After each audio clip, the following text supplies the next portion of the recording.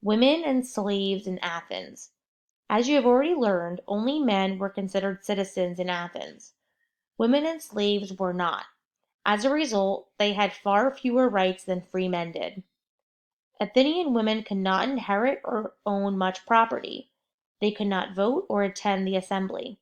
Most could not even choose their own husbands. A few women had jobs. Some women sold goods in the market. A few very important women were priestesses. But most Athenian women had their greatest influence in the home. They spent their days managing the household and bringing up their children. An Athenian wife had separate rooms at home and never went out alone. She would spin, weave, and supervise the slaves. She educated her sons until they were 6 or 7 and ready for school. She taught her daughters until they were 15 and ready to be married.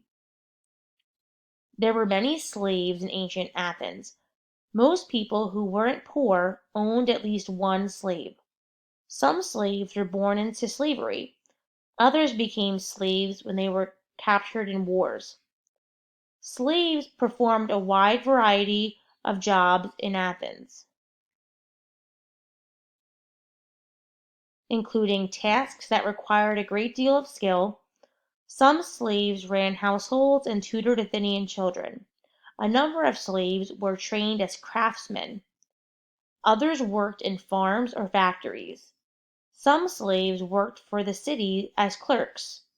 The unluckiest slaves worked in the silver mines.